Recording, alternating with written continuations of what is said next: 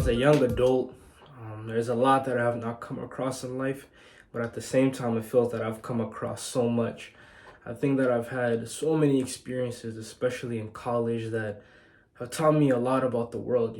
When I look at the me I used to be in high school versus the me I am now, there's a huge knowledge gap. There were things that I was ignorant of back then that I think I'm well informed of.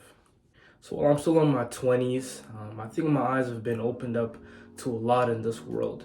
I think I've learned new ways to perceive myself and all the spaces around me. So with this video, what I wanted to do was just kind of talk about, a few things I feel that I've learned or that I've seen that I've learned in my 20s that have helped me grow as a person, and I hope by me relating these things to you, it could do the same thing for you.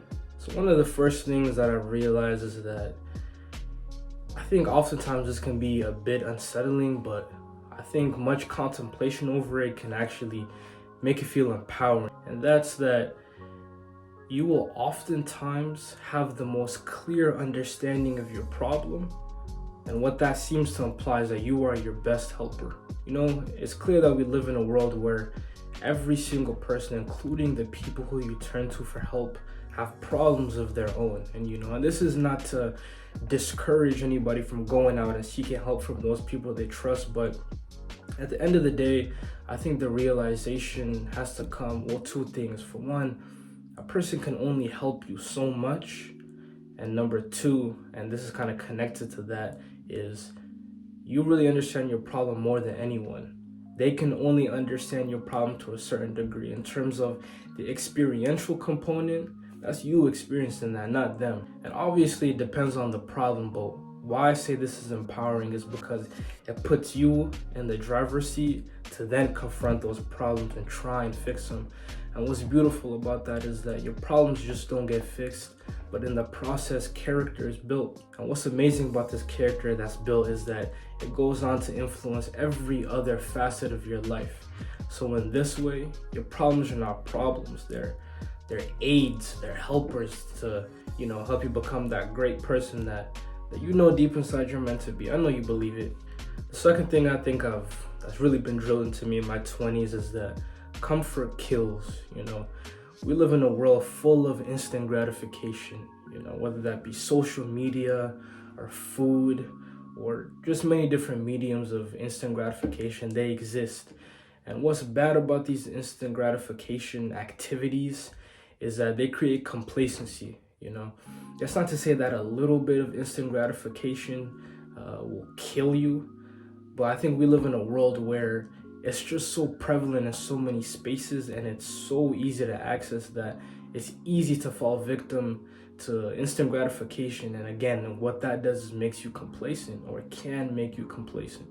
And what might be even the saddest thing about this complacency is that when you don't become the person that you want to become, or you don't get to the places that you want to get to, no one is going to feel sorry for you. You know what I mean? Yeah, you might have some people who feel sorry for you, but I guess what I'm trying to say is that no one is going to come and save you. You know what I mean? At the end of the day, similar to the last point, it's really you versus you. If you allow yourself to get too comfortable and become complacent, no one is going to save you. Everybody has their own things to worry about. And at the end of the day, it's really you who has your back more than anybody else. I've always found it interesting, the way comfort and discomfort kind of operate, on a long-term scale at least. Comfort continuously, that can create complacency, will not help you get to where you want to be, but it's the discomfort continuously. The discomfort that that will help you in the future, that will get you somewhere. How ironic. This is certainly an issue that I still struggle with to this day, and my piece of advice for this would be to just start off small. Begin by envisioning the kind of person that you want to be and start taking the little steps to become that person. Start implementing those hard actions that that will benefit you in the future, step by step. And in terms of the negation of those negative actions you're doing right now, eliminate them a little bit by a little bit. Spend 5 minutes less on social media. eat a little bit less junk food, if you get where I'm going. It's the accumulation of this that will not only get you where you want to be, but will also help you understand that discomfort, positive discomfort, is really what's going to get you where you want to get. And that's a beautiful message to not just spread to yourself, but to those around you as well. And now the third thing, one of the biggest things that I think I've learned, number three, would certainly be that motivation is overrated. Motivation is a great feeling, it helps you feel productive and it actually makes you feel like you're doing something. But one of the things that often goes unrecognized is that motivation is fleeting. Motivation is temporary. You might be motivated to do X, Y, or Z at one point, but then tomorrow you don't feel like doing any of that at all. So the question then becomes, what is supposed to replace motivation? What am I supposed to do on the days when I don't feel like doing anything? And while the answer might be unsettling, I think it's this: you just do it. Now that's just a simple way of saying discipline is far better than motivation, and that's not to say to completely throw motivation out the window. My sort of approach at this stage in life with motivation is, if I have it, I'm definitely going to use it.